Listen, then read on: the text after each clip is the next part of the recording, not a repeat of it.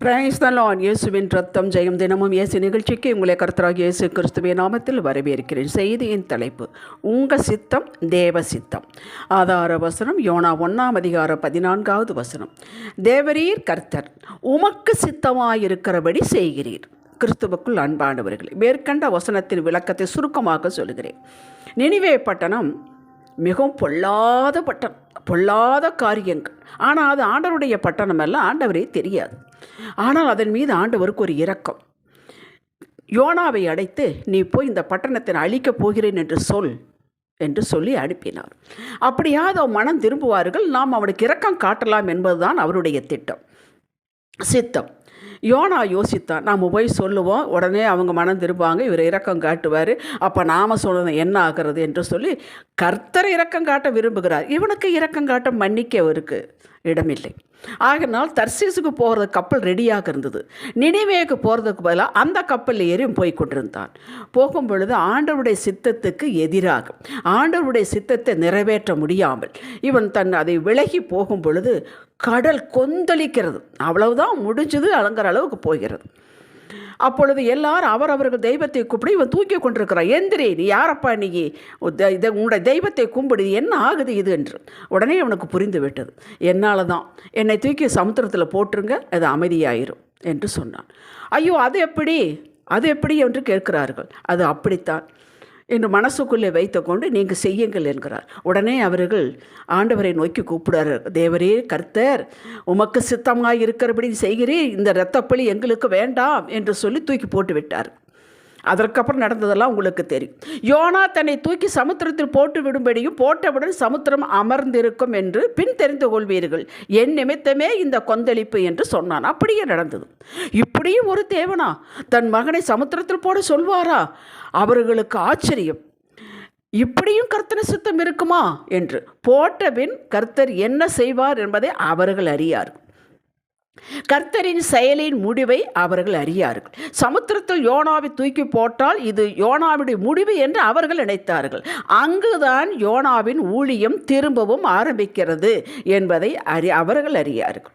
நாமும் அப்படித்தான் பல சமயங்களில் நம்மை தீயில் போடுவது போலவும், ஆழியில் போடுவது போலவும், யாரோ நம்ம தலையில் மேல் ஏறிக்கொண்டு போது போலவும், வனாந்தரத்தில் விட்டது போலவும் இருக்கும்போது நாம் இனி அவ்வளவுதான், முடிந்தது என்று நினைக்கிறோம். அங்குதான் நம்மை புதுப்பித்து உயிர்ப்பித்து நம்மளுக்கு கொடுக்கும் சித்தம், தேவ சித்தம் ஆரம்பமாகிறது என்பதை உணராமல் இருப்பதால் தொய்ந்து விடுகிறோம். பாதை முடிந்து விட்டது என்ற அளவுக்கு போய்விடுகிறோம். எத்தனையோ சாட்சிகளை வேதத்திலிருந்து நாம் பார்த்தாலும் அதை நம்முடைய வாழ்வை இணைத்துக் கொள்வதில்லை. தேவ சித்தம் என்றாலே ரட்சிக்கப்பட்ட விசுவாசிகளாகிய நாமே பல சமயங்கள் அது ஏதோ நம்ம விருப்பத்திற்கு எதிராகவும் நம்மால் செய்ய முடியாததை செய்ய சொல்வது போலவும் உணர்கிறோம். இன்றோடு அதை தூக்கி எறிந்து விடுங்கள். உங்களது திட்டம், சித்தம் பிள்ளைகளுக்கு என்ன யோசித்து பாருங்கள். என்னவெல்லாம் உயர்ந்தது சிறந்தது இருக்குமோ நீங்கள் அதை அனுபவித்து நாம் அனுபவிக்கணும். நம்ம பிள்ளைகளாவது அனுபவிக்கட்டும், நம்ம பிள்ளைகள் சொந்த வீட்டில் இருக்கட்டும், நம்ம பிள்ளைகள் இப்படி அடிமை வேலை செய்யக்கூடாது, அவர்கள் நல்ல உத்தியோகத்துக்கு போகட்டும் என்று மேன்மையானவைகளை சிறந்ததை யோசித்து திட்டமிட்டு short term plan, long term plan என்று போட்டு அமைக்கிறீர்கள் அல்லவா? வேதம் கேட்கிறது உங்களைத்தான். பொல்லாதவர்களாகிய நீங்களே உங்கள் பிள்ளைகளுக்கு நல்ல ஈவுகளை கொடுக்க அறிந்திருக்கும் போது உங்களை சிருஷ்டித்த பரமபிதா மேலான நன்மைகளை கொடாமல் இருப்பது எப்படி என்று கேட்கிறார். எதற்காக நம்மளை படைத்தார்? எதற்காக ரட்சித்தார்? தன் குமாரனையே அனுப்பி அவ்வளோ பெரிய காரியத்தை எதற்காக செய்ய வேண்டும்? மோசமாக விட்டு விடுவதற்கா? தெருவில் விட்டு விடுவதற்கா? மனிதன் தனிமையாயிருப்பது நல்லதல்ல என்று தானே குடும்பத்தை அமைத்தார். ஆதாம் ஏவாள் தம்பதிகளை பழுகி பெருகுங்கள் என்று தானே சொன்னார். ஏதோ தோட்டத்தில் அவர்களுக்கு வேண்டிய சகலத்தை உண்டாக்கி கொடுத்தார் அல்லவா? ஒரே ஒரு நிபந்தனையை வைத்தார், தன் சித்தம் முழுமையும் பெற இதை எச்சரித்தார். அவர்களோ பிசாசின் பொய்யை மெய்யென்று நம்பி தவறினார்கள். இதற்காக தேவன் தம் சித்தத்தை மாற்றிக்கொள்ளவில்லை, அவர்களைத்தான் ஏதோனிலிருந்து விரட்டினார். தம் சித்தம் நிறைவேற ஆதியாகமம் 3:15 ஒரு பரிகாரத்தை வைத்துவிட்டார். அதுதான் இயேசு கிறிஸ்து.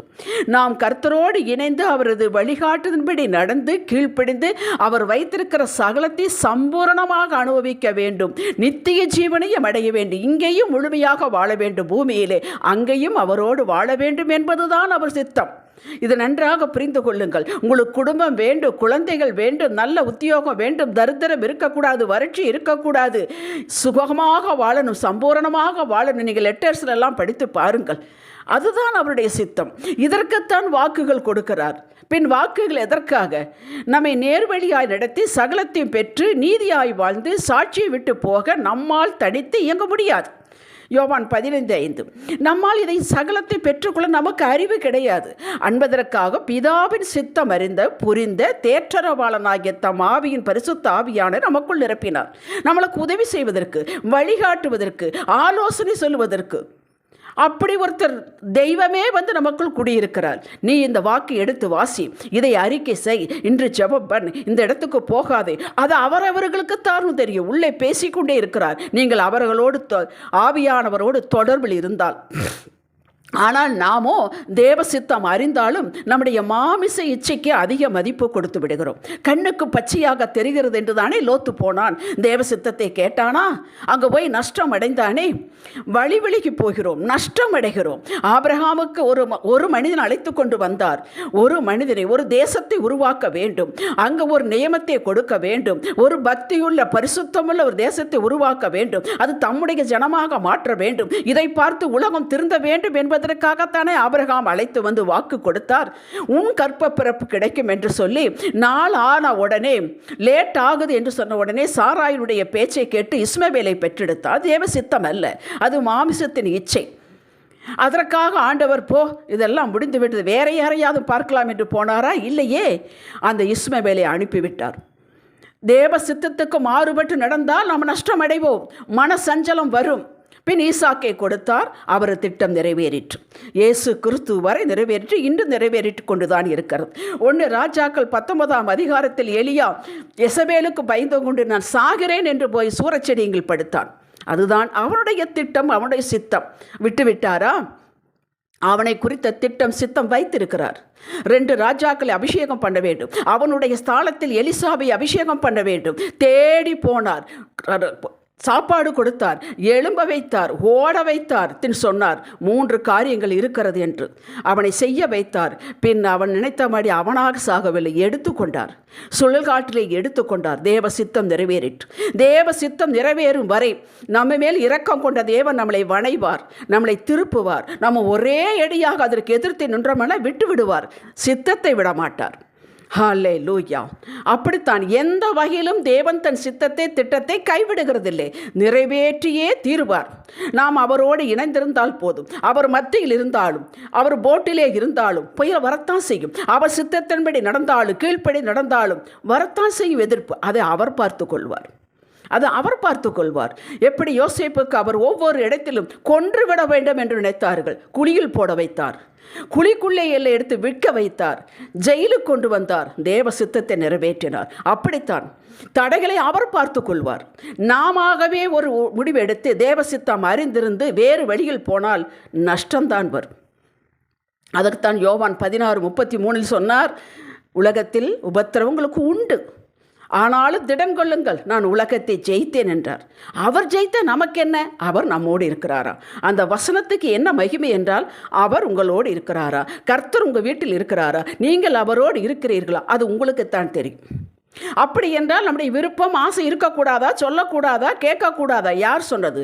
தாராளமாக கேட்கலாம். நம்முடைய விருப்பமும் அவர் சித்தத்துக்கு மேட்சாக இருந்தால் உடனே செய்வார். 1 சாமுவேல் 1ஆம் அதிகாரம் 11வது வசனத்தில் அன்னாள் ஒரு குழந்தையை கேட்டாள், நிந்தை தாங்க முடியவில்லை, பொருத்தனையை கேட்டாள், அது உமக்கே கொடுக்கிறேன் என்றாள். பிறந்தானே சாமுவேல். தாவீது ஆலயம் கட்ட வேண்டும் என்று சகலத்தை சபதரித்துக் கொண்டிருந்தான். நாத்தான் வேலு மூலமாக சொன்னார், இது என் சித்தம் அல்ல, நீ கட்ட வேண்டாம், உன் மகன் சாலமோன் கட்டுவான் என்றார். அவன் அப்படியே ஏற்றுக்கொண்டான், எல்லாவற்றையும் சபதரித்து கொடுத்தான், சாலமோன் கட்டினான். கேட்டீர்களா? ஆண்டவருடைய திட்டம், சித்தம் தெளிவாக சொல்வார். அது அவரவர்களுக்குத்தான் தெரியும். ஆதியாகமம் 15ஆம் அதிகாரம் 13-14 வசனத்தில் ஆபிரகாமிடம் சொன்னார், உம்முடைய மக்கள் 430 வருடங்கள் அந்நியரை சேவிப்பார்கள், அதன் பின் நான் பொன்னோடு வெள்ளியோடு அவர்களை கொண்டு வந்தது கானான் தேசத்தை நிறைவேற்றுவேன் என்று சொன்னார். நிறைவேறிற்றே. அவர் வேதத்தை நீங்கள் முறையாக வாசிப்பவர்கள் என்றால், தினமும் நேரம் ஒதுக்கி ஜெபிப்பவர்கள் என்றால், அவர் மேல் நம்பிக்கை விசுவாசம் வைத்திருப்பீர்கள் என்றால் திட்டமும் தெளிவாக நீங்கள் புரியும்படி சொல்வார். நான் ஏற்கனவே ஒரு சாட்சியை சொல்லியிருக்கிறேன், மறுபடியும் சொல்கிறேன். சூழ்நிலை மூலமாக பேசுவார், வேதத்தின் வார்த்தையின் மூலமாக பேசுவார், ஆவியானவர் உங்களோடு பேசுவார். ஒரு வீடு வாங்கலாம் என்று சீப் ரேட்டு மெயினான இடத்தில் வந்தது. வாங்கலாம் என்று முடிவென்று ஜெபிக்கும் பொழுது ஆண்டவர் வேண்டாம் என்று உணர்த்தினார். அதாவது அந்த வீட்டை வாங்கலாம் என்று உள்ளே சமாதானம் இல்லை, ஒரு சஞ்சலப்பு, ஒரு தவிப்பு இருந்தது. நான் சீப்பாக இருக்குதே, அப்படி எப்படி வேண்டாம்னு சொல்லுவாரான்னு மறுபடியும் தயார் பண்ணேன். தடுதலை, எது எடுத்தாலும் தடுதலை. அதையும் மீறி வாங்கினேன். நான் அடைந்த நஷ்டத்தை போல கஷ்டத்தை போல அதில் வேறு ஒன்றும் இல்லை. அவ்வளவு கஷ்டம். தேவ சித்தத்தோடு இணைந்து கொள்ளுங்கள். அது என்ன என்பது உங்களுக்கு சொல்லுவார். வீடு வாங்குவது, பிள்ளைகளோடு இருப்பது, பிள்ளைகளை படிக்க வைப்பது ஒரு தேவ சித்தம். ஆனால் எங்கே வாங்குவது கேளுங்கள், உணர்த்துவார். எங்கே படிக்க வைப்பது, எங்கே பொன் எடுப்பது, எங்கே பெண் கொடுப்பது கேளுங்கள். நீங்களே உங்கள் சித்தத்தை நடத்துங்கள். அவர் கையில் விட்டு விட்டீர்களாயின் கொஞ்ச நாளிலே உங்கள் மனதிலே ஒரு விருப்பத்தை வைப்பார். அப்பா, எனக்கு ஒன்றுமே புரியலப்பா, உங்கள் சித்தம் எதுவோ அது நடத்துங்கப்பா என்று சொல்லிவிட்டு நீங்கள் பாட்டு உங்கள் வேலையை செய்து கொண்டிருந்தால் உங்களுக்குள்ளே ஒரு விருப்பத்தை வைப்பார். ஏனென்றால் அவர் நீதியுள்ள நியாயாதிபதி. ஜெபிக்க வைத்து தான் கொடுப்பார், பின் ஜெபிக்க தூண்டுவார், நடத்தி கொடுப்பார். சுருக்கமாக சொன்னால், நம் நல் வாழ்விற்கு அவர் மரித்து உயிர்த்து பரிந்து பேசி கொண்டிருக்கும் இயேசு. முழுமையாக அவரையே நம்பினால், அன்பு வைத்தால், அண்டிக் கொண்டால் பிரகாசம் அடைவீர்கள். இது சத்தியம். ஜெபிக்கலாம். தகப்பனே, எல்லாவற்றும் நன்றி செலுத்து. உங்கள் முகத்தை பார்ப்பதும் தேடுவதுமே எங்கள் சித்தம் என்பதை கண்டோம். அது உம்முடைய சித்தம் என்பதை கண்டோம். எங்கள் வாழ்வில் உங்கள் சித்தம் மாத்திரம் நிறைவேறட்டும். இயேசுவின் நாமத்தில் பிதாவே, ஆமேன். இன்றைய சிந்தனைக்கு என் சித்தம் வேண்டாம் ஆண்டவரே. ஏனென்றால் நாளைக்கு என்ன நடக்கும், என்ன சம்பவிக்கும், எப்படி சம்பவிக்கும் எனக்கு தெரியாது. அனைத்தும் அறிந்து உம்முடைய சித்தத்தோடு ஒட்டிக்கொள்வேன், உம்மோடு ஒட்டிக்கொள்வேன். இன்றைக்கு நான் என்ன செய்ய வேண்டும் அதை மாத்திரம் கேட்டு தினமும் நடப்பேன். ஆமேன். ஹல்லேலூயா.